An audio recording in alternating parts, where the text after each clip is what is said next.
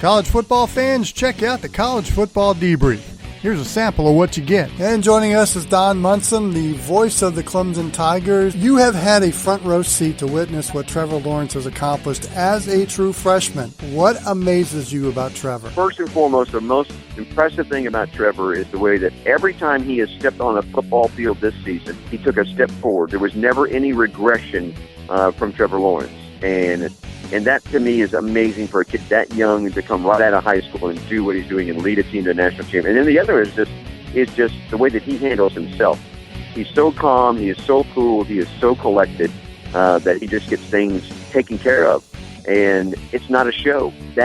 What you see is exactly what Trevor Lawrence is. You can catch the College Football Debrief on Spreaker, SoundCloud, iTunes, Stitcher, and Spotify. Check out the College Football Debrief on the OSG Podcasting Network. The OSG Sports app is up and running on your Android or iPhone.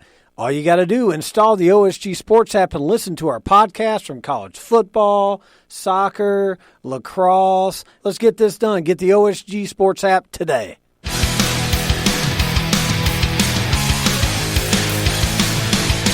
And welcome to the review. John Wilkerson, Big Phil, joining you this week. John Nelson will join you a little later. We hope you enjoy the review podcast and the rest of the podcasts on the OSG Podcasting Network on Spotify, Spreaker, iTunes, Stitcher, wherever you catch your favorite podcast.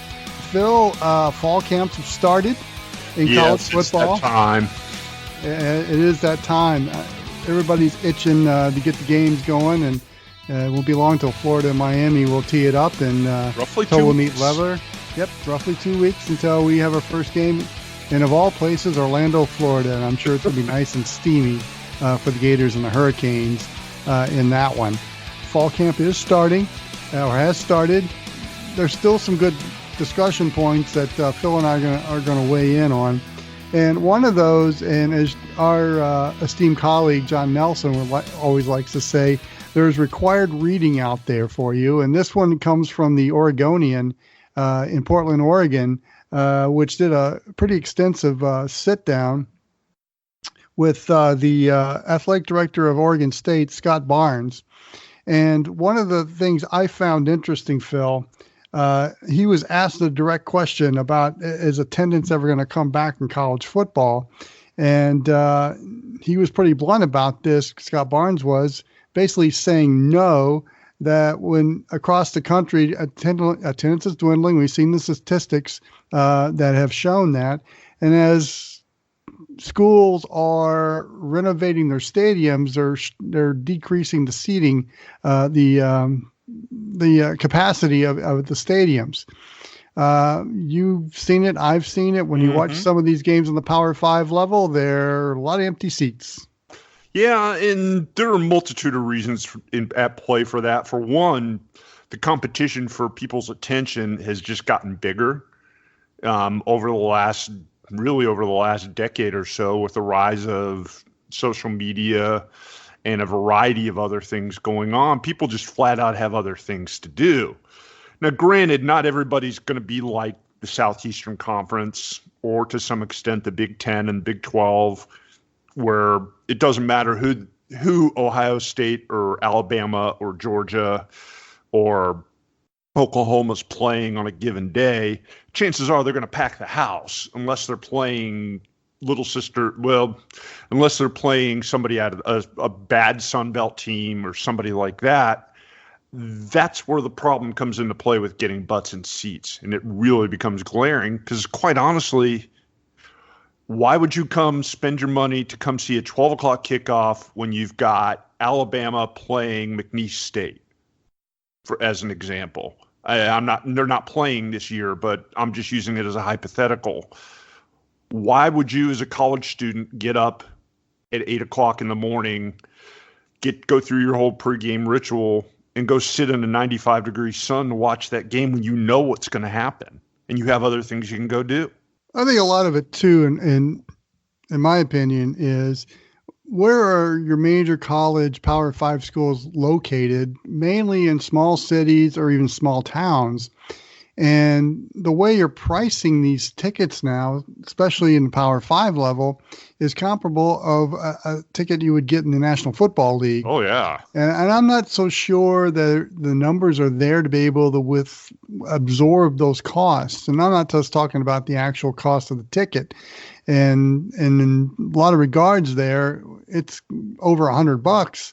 And probably much more for a traditional rival, an Alabama LSU game.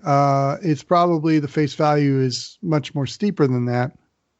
There's also that regard that the schools that you purchase the ticket from are kind of forcing you to donate to the alumni association or the athletic fund or whatever they direct those funds to. So you got that, plus you got to pay for parking and all that good stuff. It turns out to be a pretty costly afternoon, pretty costly outing for you and your family. And I just don't think in some of these small communities where these universities are located that those costs can be absorbed by the fan base. At least on a multiple, when you have 6 or 7 home games, at least multiple events. Well, what do you think about the idea, too, that people are discovering, much like with NFL games and things like that, why go sit out there in the stadium and watch the game when you can go huddle around a giant screen TV in your upstairs loft, or you can go to a sports bar with a whole bunch of your friends and watch the game because everything's on TV. Every game is televised. Right, and you don't have the hassle of finding a parking spot and waiting in traffic after the game. That's the other point. And in many of these universities, especially the ones in small towns, it's usually like a 2-lane highway to get out. If anybody's been to a game at Death Valley, it takes you, at Clemson, it takes you a while to get out of there because there's really no 4-lane, 6-lane artery to get you out of there. It's all 2-lane country roads. By the way, it's a great place to watch a game. Don't let that deter you. I'm just warning you. It should be a bucket list item for you. Yeah. So every game's on TV, and this is where the conference networks are kind of hurting attendance, and I think that's something that has not been mentioned much as far as having every game on television and now the conference networks. They don't affect football. It's going to affect the Olympic sports as well because they're going to get exposure. But I digress. We're talking college football here, and the fact that attendance is dipping. Now, places like Tuscaloosa, Alabama, and Clemson, South Carolina, and where they're winning, College Station, Texas, they're going to continue to fill that stadium up. And I know University of Texas in Austin is expanding to 6 figures on their attendance, and A&M has, and we've seen a explosion of stadiums in college football, especially in the Power 5 level, to reach that 100,000 capacity. But I think that's a sign of the past. I think more and more stadiums are going to be pared down to the 40, 45,000 range, simply because the demand isn't there anymore. No, it's kind of hard to justify the cost to expand, because you're talking about $50 to $100 million just to expand a current stadium slightly, at least. For some programs, that's a big ask, particularly considering the amount of debt load a lot of them are carrying these days. Excuse me. I see the current programs that are popular, the teams that are always in the headlines will always draw. That's not going to ever be an issue. Although it was kind of funny last season to listen to Nick Saban complain about the students not showing up for their cupcake games this past year. But it goes back to what I said at the beginning of the show. If I'm a college student and if I want to really watch the game kicking off at noon in a game that we know full well you're going to win 70-7, I think it was against the Citadel where he was complaining, if I remember correctly. Why would you spend your time going there when you can just kind of peek in on TV or watch it on your phone or pick up the scores and play-by-play on your phone? Why bother going to the stadium if that's the case? And you can make that argument for a lot of people when it comes to going to football games. Sure, there's a certain tradition, there's a certain nostalgia and things like that. But for a lot of people, they got other things to do. Okay, let's move on to scheduling. In a recent State of the Program or State of the Athletic Program, Kentucky, Athletic Director Mitch Barnhart made the comment along the lines of scheduling FCS opponents. His feeling is that the FCS and those schools are very important to college football because they give opportunities to high school players to play college football in other places, but it's really dependent on the Power 5 schools and the Group of 5 schools and some of those that can afford to keep those programs alive. Basically, the $2.5 million games to appear and lose, which is admirable, I guess. At the same time, the trend is to, especially as the Power 5 becomes more and more autonomous, they want to schedule against each other. Yeah, I think it's a little bit of an overstatement on Barnhart's part. I mean, I get what he's trying. I think what he's may have been trying to get in part there, but the the NAIA Division III, Division II, and even 1AA, or what's now called football FCS, the football championship subdivision, has always been there. It's never not been there. They've always had competed at that level. They've always competed successfully at that level, whether the Power 5 were the big dogs or not. And I think to say that those programs are completely reliant on the Power 5 schools in order to survive, I think is a huge overstatement. Would they be getting the publicity and the love and the attention that the big dogs get? Maybe not. And I think that's ultimately where the game's going to end up, because I think we're already at a point now where we have the haves and the have-nots.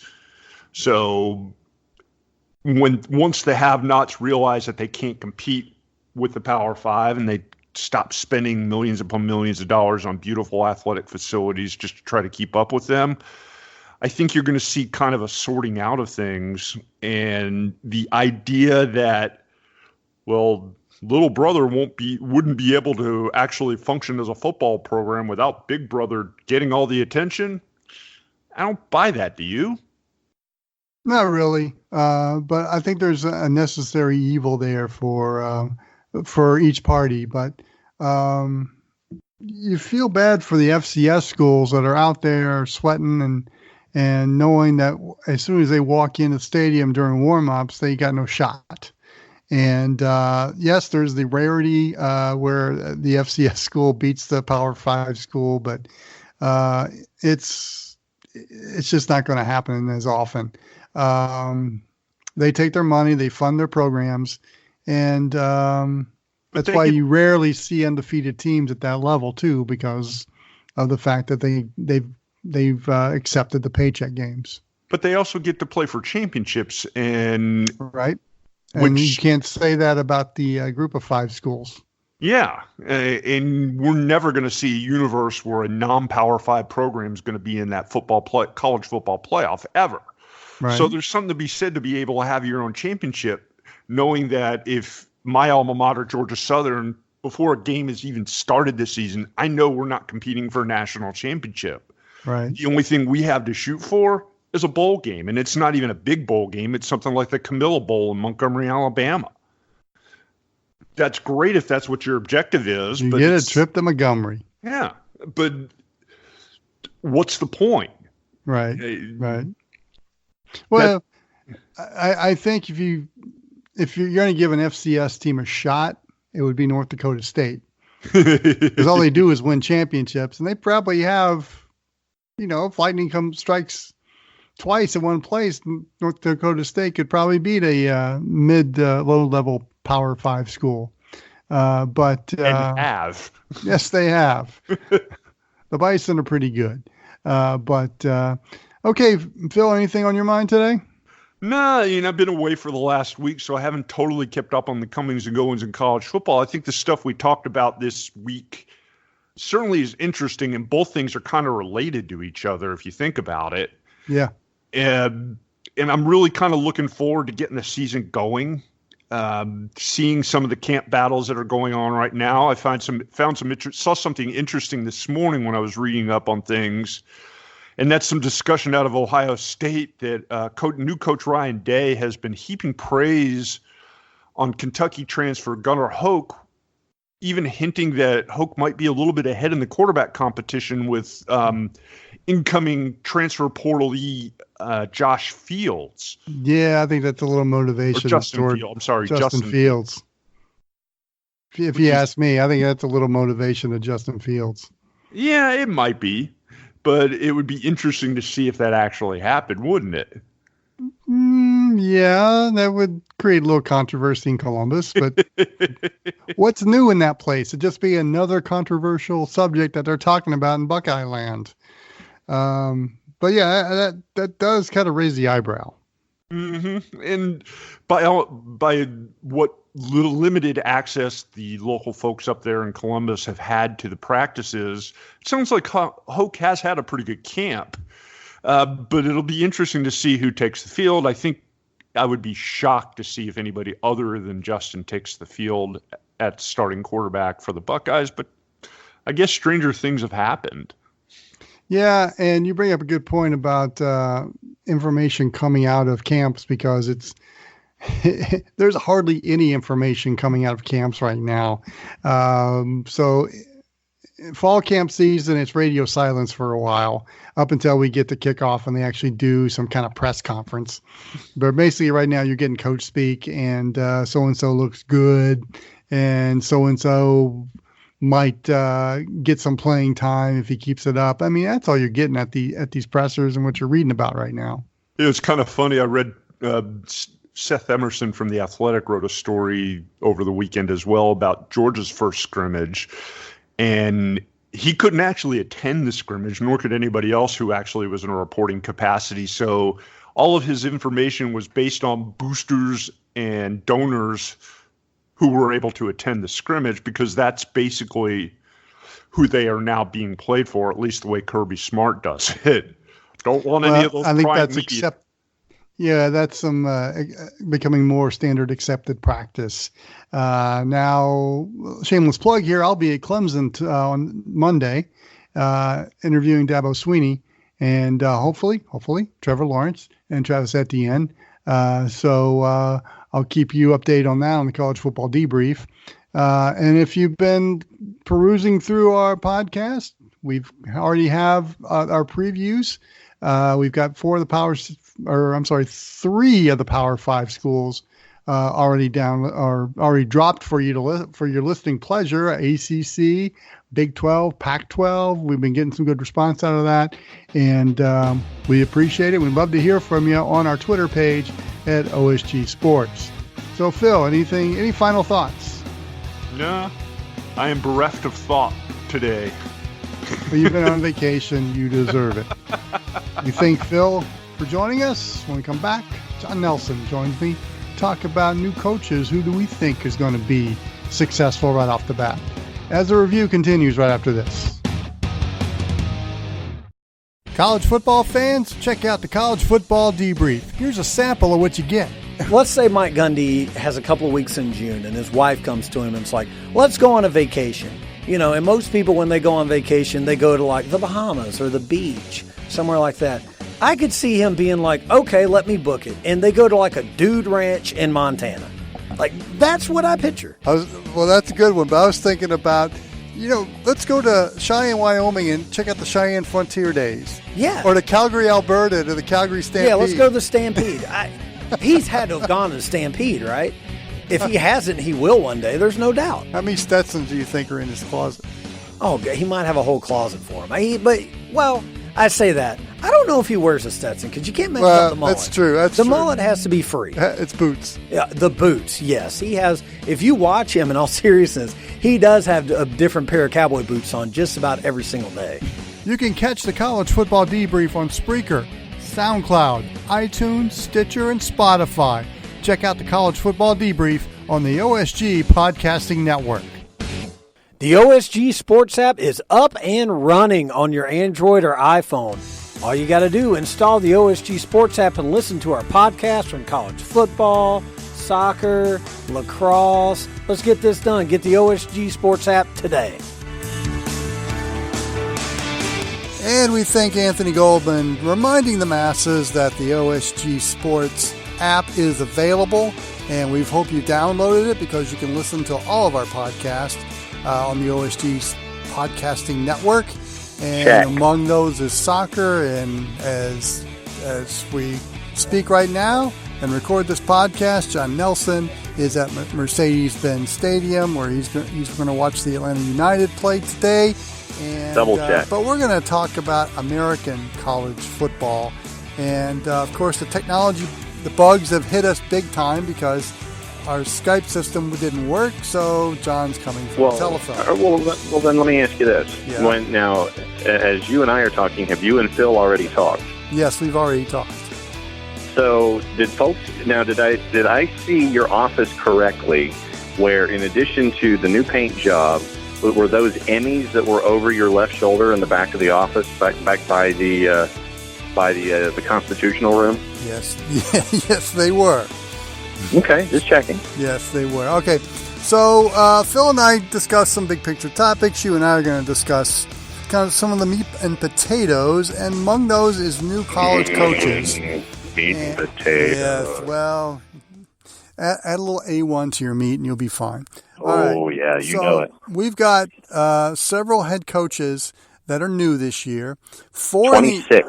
4 in the ACC, 4 in the Big 12, 2 in the Big 10, 1 in the Pac-12. And I just want to go over what, who we think is going to have the immediate success and who might have some work to do. And we're going to start with the ACC. Manny Diaz at Miami, Mack Brown in North Carolina, Scott Satterfield takes over at Louisville, and Jeff Collins at Georgia Tech. Of that foursome, which one do you think could have the immediate success right off the bat? Ooh, I'm looking at Neil Brown, but that's West Virginia. That's Jeff Big 12. Collins, probably the Big 12 or whoever they are now.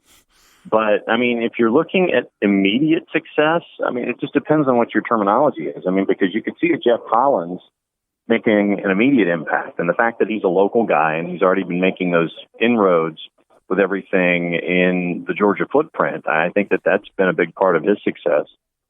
I think really, you look at Scott Satterfield, and anything is better than how Bobby Petrino left the program. Right. So, if you're looking at immediate success, I'm looking at those two just because of the relative definition of what you're looking at. Then, obviously, you look at a Manny Diaz, and, Manny Diaz had the Dana Altman approach to college basketball, briefly being at Temple before he ended up at Miami. I think by default, Manny is going to maintain a level of success. But once again, it comes down to how you're phrasing your terminology. I think that Mack Brown may win the press conference. I think that Mack Brown might be and considering how Larry Abs was in his last year, I think that anything better in wins and losses, then I think all four of them are going to have various levels of success next season. But when you're thinking about how things were for those schools in 2018, then that definition really is very, very loose with how things are going to be. I think the one coach that probably is going into the best situation is Manny Diaz, simply because those defensive players are guys he's recruited. They went through the transfer portal and got Tate Martell. And there's a lot of offensive talent there. And what I liked about what Manny Diaz did is he just blew up that offensive coaching staff and brought in Dan Enos. And I think that's going to pay off huge dividends for Miami. But, and a lot of people think they're have them favored to win the Coastal. And I think that's a good, sexy pick, although I think Virginia got the most votes. But I think Manny Diaz is probably set up to at least get his team in a bowl. Mack Brown, he has really hit the recruiting trail hard and had some immediate success, but it's going to be maybe a 2-3 win season for the Tar Heels. Jeff Collins is got tremendous upside because he's really hitting Atlanta hard, and I think pretty soon he's going to be making some inroads in South Georgia as far as recruiting. But it's going to be a painful year this year as they get used to his offense.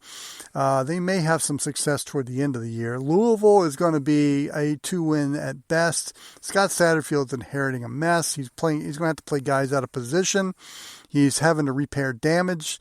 Do some damage control on the high schools in Kentucky, and that has really worked out well for him. So I think Manny Diaz is probably the coach that's going to be able to get his team into a bowl game right off the bat. The other three take some time, but I think that foursome is a really strong foursome in the ACC. Let's move on to the Big 10 the Big 12. Because there's 4 new head coaches there as well. Matt Wells at Texas Tech, Chris Kleiman at Kansas State, Les Miles at Kansas, and Neil Brown at West Virginia. Of that foursome, which one do you think will have, coming out of the gate, have some success? I mean, you look at what Neil Brown did at Troy, 35-16. 31 wins, 3 bowl wins the last 3 seasons. And I think that Morgantown has embraced Neil from the absolute beginning. Absolutely. So I think that that's going to be interesting. That's going to be interesting to see how he is. You look at what Kleiman did at North Dakota State, and obviously it speaks for itself. And the biggest thing I think in Manhattan is just to give him time. And I don't know how patient they're going to be, considering a lot of Kansas State fans pretty much just nitpick the hire. Like, well, if your last name's not Snyder, then you're obviously not worth the paper that you're printed on. But all you have to do is look at what he did at North Dakota State in 1AA/FCS. And for me, it's those two. And I know that Matt Wells at Utah State, he was 10 games over 500, 5 bowl appearances. But you're looking at 2 things. How is he going to be received? And then is the defense going to do anything other than give up more than 35 or 40 points a game? So I think that looking at those 3 off the top, I would say success once again goes to Neil Brown, goes to Kleiman, and then over time, if you're patient, Matt Wells, but I don't think it's going to be immediate. Yeah, this one is kind of all across the board because if you listen to the Big 12 preview podcast, you heard Barry Trammell from the Oklahoman say that he thinks Matt Wells is going to have the immediate success at Texas Tech. And yeah, they do have a ready-made quarterback for him already. They just can't stop anybody. No. I tend to think Chris Kleiman is going to have that immediate success as you do. Simply because there is some talent in Manhattan. He's not really upsetting the apple cart in Manhattan. He has a very similar philosophy that Bill Snyder had. The big difference is those guys feel liberated. Those guys feel like they've got some freedom now. And I think that's going to pay off to maybe a 7-8 win season for the Wildcats in Kleiman's first year. And let's not discount, he's got, as a head coach at North Dakota State, he had 4 national championships on the FCS level. And I think that says a lot about Chris Kleiman and the credentials he's bringing to Manhattan, Kansas. No doubt. Let's move over to the Big 10. 2 new head coaches there. The big one, obviously, Ryan Day taking over at Ohio State. Mike Locksley taking over at Maryland. I think you and I know the answer to this one. Ends of the spectrum.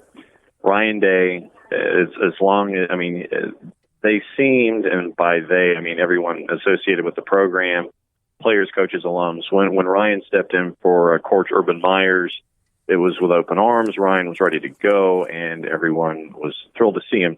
Mike Locksley at Maryland, there's a GIF out there that has a dumpster and flames are coming out of it. I don't see them being much of an improvement, considering that when we had previous incarnations of the review, we were following Mike Locksley and everything that was going on with him at New Mexico from 2009 to 2011. Interim coach for 6 games in 2016. Alabama's OC, where he went to the Nick Saban rehabilitation camp and ended up getting a gig. But Maryland, to me, I've just always thought of Locksley as a good number 2, not a good number 1, and I think that this will just reinforce that. So Ryan Day by default. Maryland does have an interesting game in Week 2 against Syracuse because they could ruin Syracuse's big hyped game at the Carrier Dome because the next week they have Clemson at the Carrier Dome. So that could be an interesting aspect as far as the Mike Locksley era, but I think you're right. Ryan Day is by far has the superior talent, the superior program, and all he has to do is maintain the excellence. Don't wreck the bus. Easier said than done, but he's been in that program. He had 3 games to audition last year and didn't screw it up. So I like Ohio State's chances. And of course, there's only one new head coach in the Pac-12. And right now, John, he's my favorite, and that's Mel Tucker at Colorado, because he's gone in with guns a-blazing. He's talking about how this conference needs to be more like the SEC, and he's been buried over that as well. But my favorite comment from him was, I think it was in the Denver Post last month, talking about how the perception of the Pac-12 football has been it's a tennis shoes league. And he would rather win games 56-3 than 56-54. So I think he's gone in with this whole new attitude that conference needs to latch on to. So basically you're saying that he's the Jack Nicholson character in the Batman movie, and he comes wandering in and goes, "This town needs an enema." Exactly. Except he's been I don't know if he's been cleaner with his language, but you gotta like the moxie he's got to go in and in a league that's having some PR challenges as it is with football. Here he comes in and says, "This is how you get it done," and we need to follow this blueprint to get it done. Okay, well, this is the issue for me, is that once again, like we were saying with Chris Kleiman, are they going to be patient enough to let him do his thing? Yes, they've invested a lot in him, but for me, the larger issue is when you're looking at a Mel Tucker, this is a philosophical change. This is a straight-up philosophical change for everything in Colorado, everything in Boulder, everything in Folsom, everything in the Pac-12. So are they going to have the patience enough to do it and let Mel Tucker be Mel Tucker? That, to me, is the larger question when it comes to Colorado.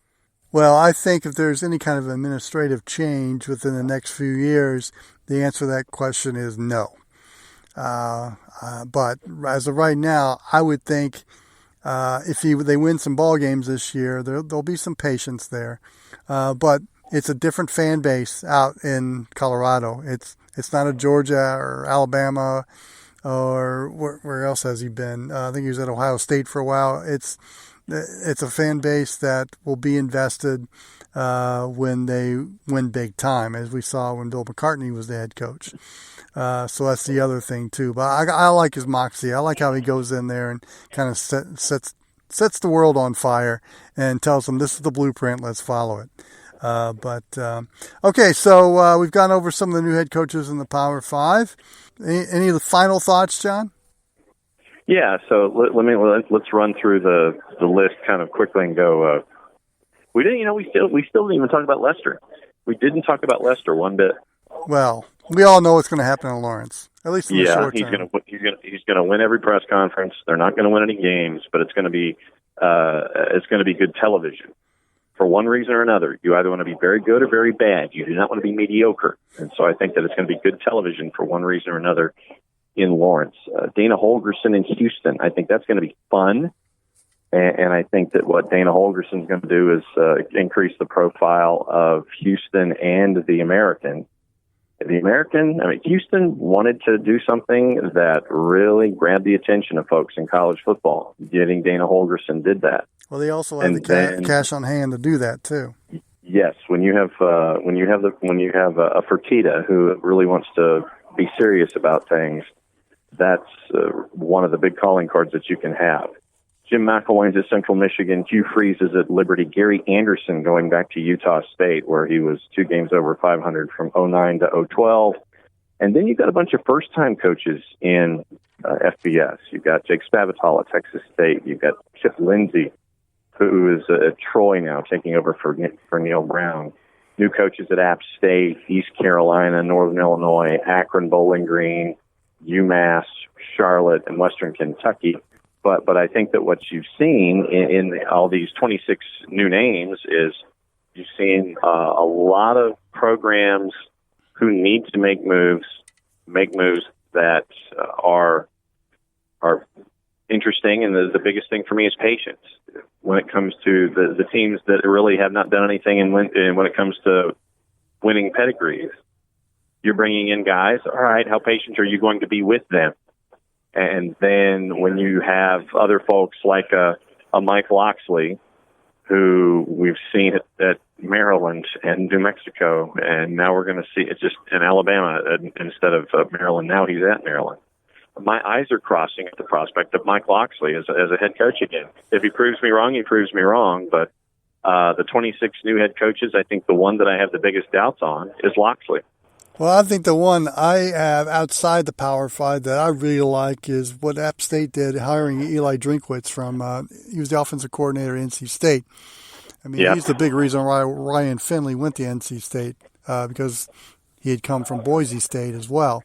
But really brilliant offensive mind, a guy that has been kind of underrated as far as developing quarterbacks.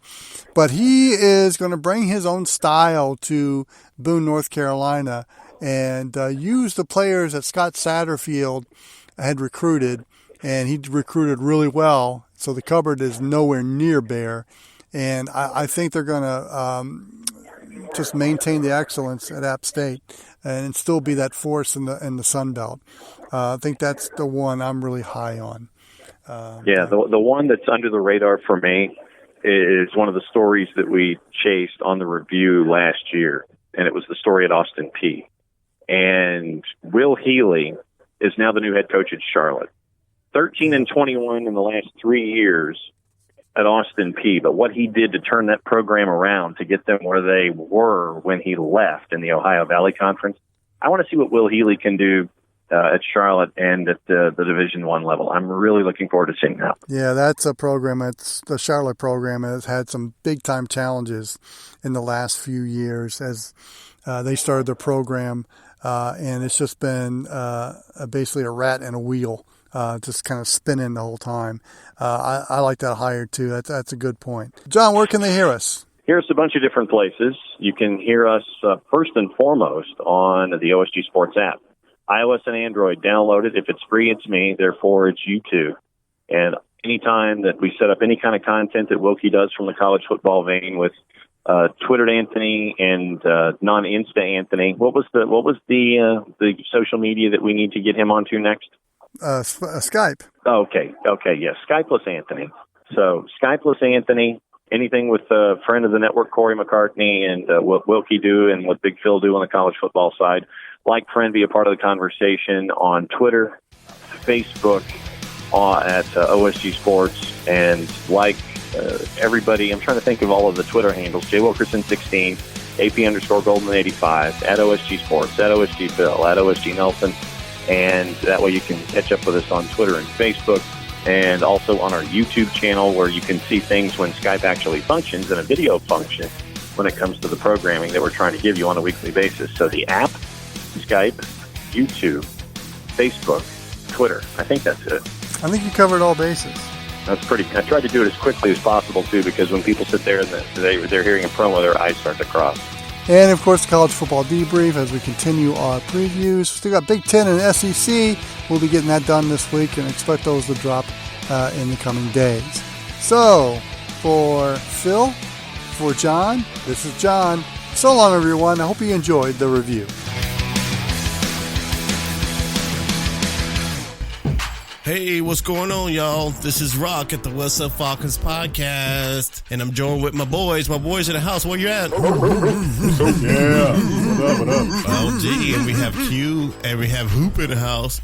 Q's here, the most beloved guy in all of sports entertainment. Indeed. Hey, y'all, we want to thank everyone for listening to us, and if you want to listen to some great Falcons information, check us out on the What's Up Falcons podcast. Right, fellas? Right. Sir. Hey, we here every week, baby. We keeping it real, so check us out out there on Twitter. Holla. Peace. Subscribe to the What's Up Falcons podcast on iTunes and SoundCloud. Listen to the What's Up Falcons podcast at whatsupfalcons.com.